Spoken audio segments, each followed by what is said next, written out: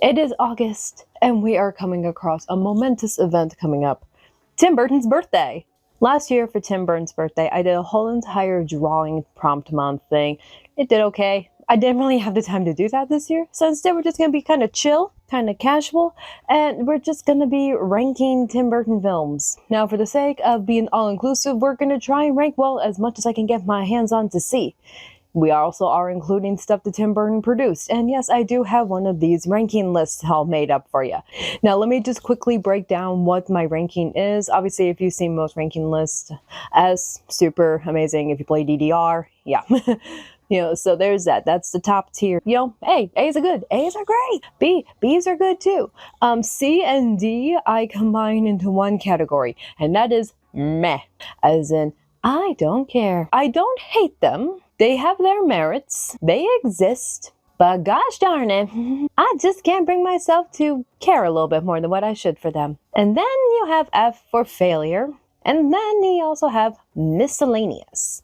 Now, miscellaneous are basically films that I don't know if it's fair to rank them or if I just basically just wanted them on the list just for sake of talking about them. We're also going to try and go in chronological order, going from the earliest made film to the most recent stuff. There are some things that may get combined just for the sake of making it easier to talk about, but yeah. Let's get started. First off, did you know that you can watch a good chunk of Tim Burton short films on YouTube? Yeah, it's interesting. So somehow timburton.jp's YouTube page has found a way to upload a good chunk of Tim Burton's old Super 8 films that he did back when he was in school. I definitely recommend going over and watching some of his stuff, especially the Houdini one. The Houdini one was actually one that Burton mentioned that he did instead of actually reading and doing a book report. So it's funny to watch how that actually came to be. Now, for the sake of these being short films that were shot in the backyard, I don't know if it's fair to rank them. I mean, if you had to rank all the stuff I did back when I was in the backyard, yeah, no, I'd be a failure of a human. So I just putting these in the miscellaneous category now. We're starting off miscellaneous, but I just wanted to brush around the fact that, hey, you can watch these. Definitely take a look at them. Stalk of the Celery Monster is Tim Burton's animated short that he worked on when he was at CalArt. It also was the one that got him into Disney. It's 40 years old now, and I'm going to be ranking this right away as miscellaneous, just because, again, I'm not sure how complete of a version we have online. The version that you can find online is very cobbled together. It doesn't have audio for the whole thing, and heck, even part of the footage had to come from an old A&E biography episode. But from what we have available to watch, it's cute.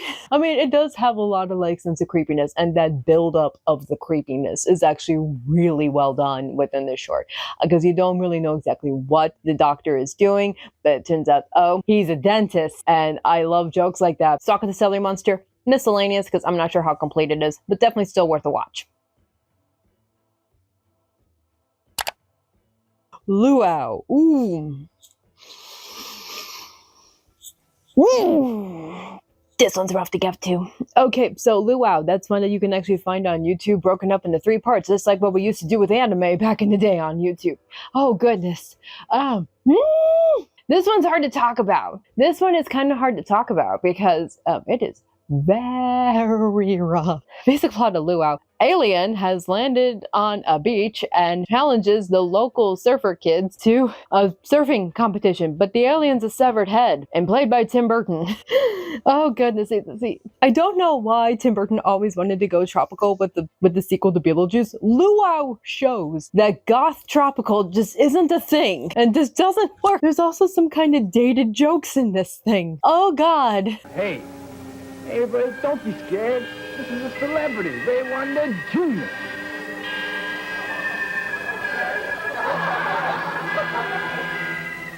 Sorry, Mr. Wonder. We thought you were a There's dated jokes, the whole entire opening credits is filmed on a girl's ass. It is unhinged. This would actually be a pretty good double feature with Richard Elfman's Forbidden Zone. Interesting double feature thing. It is so tedious of a short film. So again, this had so much going against it for me. Oh god, this is probably my first fail here. Watch it if you're drunk enough. Vincent, I love this short, though I oh my god, it is creepy, it is atmospheric. I don't know how it would read to somebody who's never heard of Vincent Price. That is an interesting way to think about it. Like, how would this read today for not for people who don't know who the heck Vincent Price is? I love the animation, all the work that Rick Heinrich, who like built the sets and designed the puppets and stuff for this. Oh my god, his work is immaculate in this. So yeah, definitely recommend watching this. And it's an easy one to find. You can find it on YouTube. You can find out every single release of Nightmare Before Christmas. I think it was even on the Frankenweenie Blu-ray too. It's our first test, everybody. Hansel and Gretel.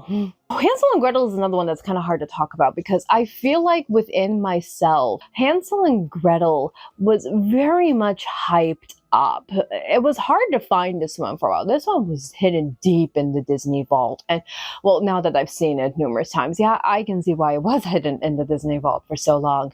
But so basically, Hansel and Gretel is Tim Burton's take on the classic Hansel and Gretel tale, but instead he uses little Japanese kids. That's essentially it. He uses Japanese kids and invokes kabuki theater with some things. It's weird. It's long. It's kind of hard to slog through. I'm putting it in. It's hard. One thing I actually do like about Hansel and Gretel is the designs of the backgrounds and also the designs of the weird little toys that the dad makes. I mean, look at this duck. This is a cool duck. Look at this gingerbread man. I fucking love this gingerbread man. Bless his little gingerbread body. I love him. I do actually want to hug and squeeze you and maybe eat you. The rest of the movie is just so hard to get through. It's meh. Again, it was hyped up so much. I think the fact that it was lost time for so long, and the only way we were able to watch it was through the Tim Burton Museum exhibit, and then finally it leaked online, and it is a meh. It doesn't hold up to the hype that I put upon myself. So I guess that's my own damn fault. We're actually coming up on the original Frankenweenie right now, but I kind of want to wait to talk about Frankenweenie a little bit more until we get closer to the newer version. So hold off for now. I guess like for the short version, OG Frankenweenie, it's an A. Aladdin and His Wonderful Lamp is an episode of Shelley Duvall's fairy tale theater. You don't really see Tim Burton in the world of like trying to do like Arabian Night type stuff. It's not really in his wheelhouse. And Burton actually has stated in some interviews and stuff that he, like, everything had already been, like, a lot of big decisions were already done when it came to Aladdin. So like the sets were already decided upon. He got some input like for some certain scenes, but a good chunk of stuff was already decided upon. Script was already done. Some casting. I think probably the biggest Burton-esque moment of Aladdin and His Wonderful Lamp is the scene where they're in the Cave of Wonders. See these like weird little like square things that look essentially out of something from Beetlejuice. And it's also interesting to see the kind of cast that's in this thing. Lizzie McGuire's dad is Aladdin, and Jasmine is Valerie Bertinelli, and of course, two genies for the price of one, and James Earl Jones. And of course, Jafar is Leonard Nimoy, in which I did not actually realize it was Leonard Nimoy. So as a whole, I'm actually going to put Aladdin's Wonderful Lamp as a meh, just because again, it's the pacing of this thing, and it's hard. It has quite the pacing problems. But still, I do recommend looking at it pacing just for the artistry of it. Alfred Hitchcock presents The Jar. So this is another TV gig that Tim Burton got. I've taken an old episode of Alfred Hitchcock Presents and presenting it as his own. Now this one also is an adaptation of the Ray Bradbury story, The Jar. Granted, I've never read the original Ray Bradbury story. It's on the list. I know this is Dark Carnival, but Dark Carnival is a collection of short stories, and the second one is The Jar. I have a bookmark there. As an adaptation of the story, I hear it's not as accurate to, I think from what I hear, the original episode was a little bit more accurate, but despite all that, I really like this idea of The Jar. This is actually a pretty fun one to pair with Big Eyes, which we're going to be talking about a little bit later on in this video. And it's kind of interesting to think about it as Tim Burton's commentary on the art world. Kinda. I don't know if that's how Burton actually views the art world, but as somebody who I've been to a lot of art fairs and a lot of art shows, and I've dealt with a lot of interesting art folk throughout my life. I can totally see something like the jar happening. Somebody finding just a random piece of trash, putting it in a colorful jar, writing a hell of a long, artist statement, mentioning something about toxic masculinity, weird vagina boats. I don't know. Put that in there, and boom, everyone goes ooh. And it makes me laugh because that literally does something you found in that fucking garbage. I can just see it happening. I like that. I like the jar. The jar's an A. Next up, we got Pee-wee's Big Adventure, the first foray into cinematic films. So legend has it, Paul Rubens saw like the first 2 minutes of Frankenweenie and just said, hey, this man's perfect for the gig.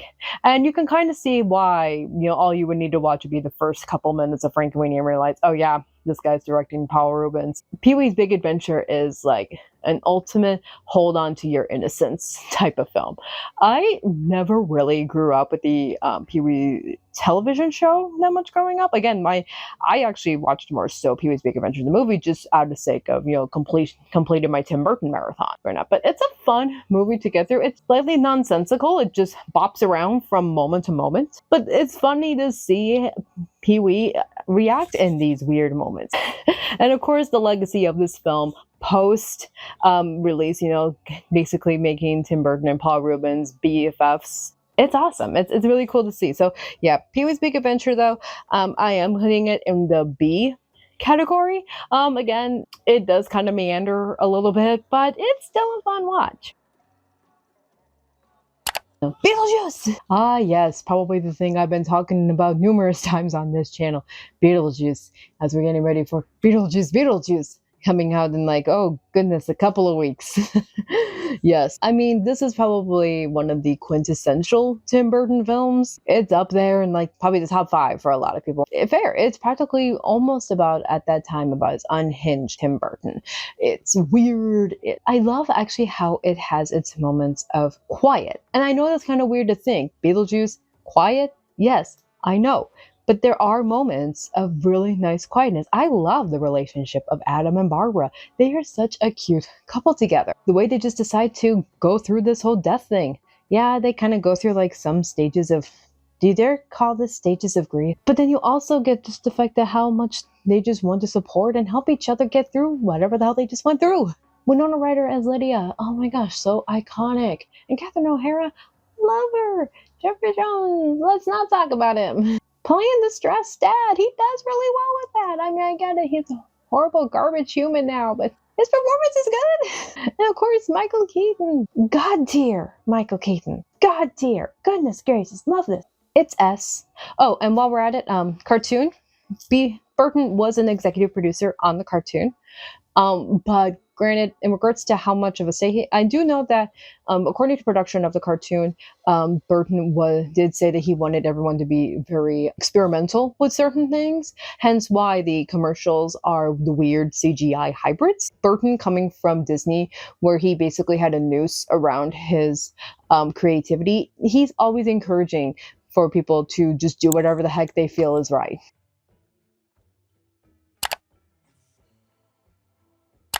Batman! Okay, first off, this is the year I was born, 1989.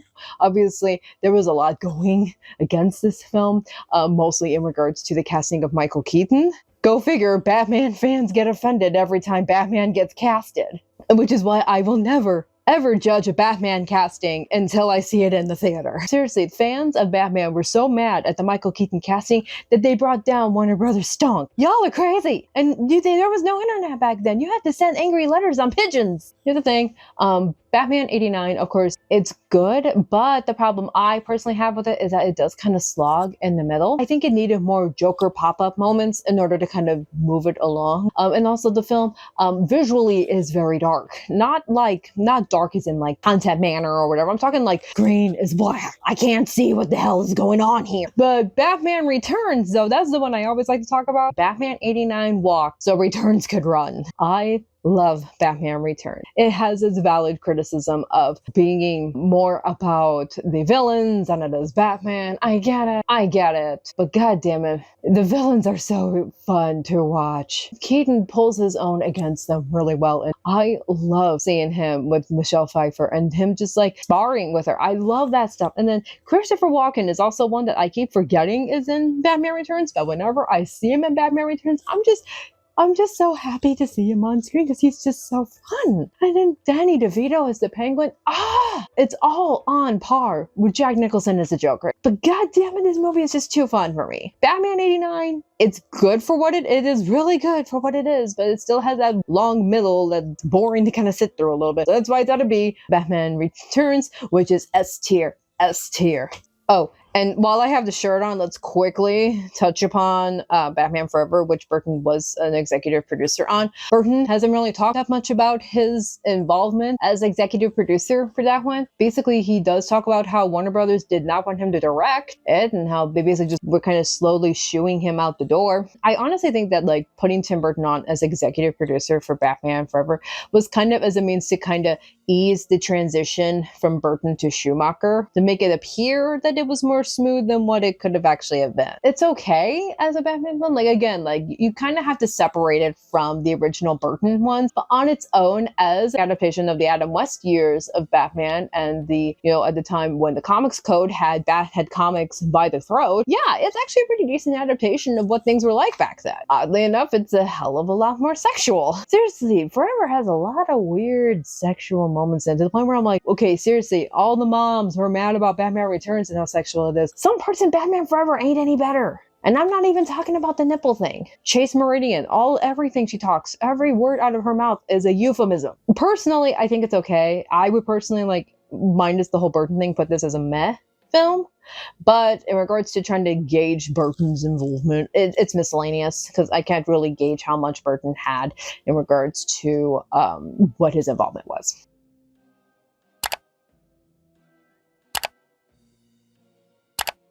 Edward Scissorhands. Again, another one of those quintessential Tim Burton films. While Beetlejuice showcases the zany side of Tim Burton, Edward Scissorhands shows Tim Burton's heart. The idea of Edward Scissorhands could very easily have gone into what I like to modern day call a Rob Schneider type situation. Rob Schneider is a carrot, you know, that kind of thing. Johnny Depp has scissors for hands. Yeah, so it could have easily gone into that weird, almost parody moment. Edward Scissorhands is essentially Tim Burton's film of let him cook. I mean, and Johnny Depp does an amazing job in it as Edward. Obviously, he doesn't talk much, but the fact that he can show so much in his eyes and stuff, you know, Burton always invoking that silent film quality that he wants to bring to his world. The fact that this is one of Vincent Price's final roles, it's beautiful. It is beautiful as a final role and a final goodbye to Vincent. So yes, Edward Scissorhands is S tier. I try to watch it every time the snow starts falling in town and I start crying. The Nightmare Before Christmas. Probably the only reason why I wanted to include films that Tim Burton produced in this list is so that way I have an excuse to talk about Nightmare Before Christmas. That without this film's existence, I probably would be a completely different human today. No, seriously. When I was like 5 years old, when I finally found this thing on VHS, my favorite film before then was The Little Mermaid. I was on track to be a normal 90s kid. This film came along with this repetitive music that gets in your head and it's weird imagery stuff that kind of makes you realize, wait, not everything in the world is live action or 2D animation. It changed me as a human. Nightmare Before Christmas, again, it was produced by Tim Burton, but of course everyone knows he wrote the original poem that invoked it, and Henry Selick directed it. S tier. Nightmare Before Christmas is S tier. The perfect Tim Burton film that doesn't have Tim Burton directing it. And I wish Henry Selick got more credit for it. Seriously, Henry Selick deserves way more credit for Nightmare than what he gets. Disney needs to cut him a piece of that damn pie.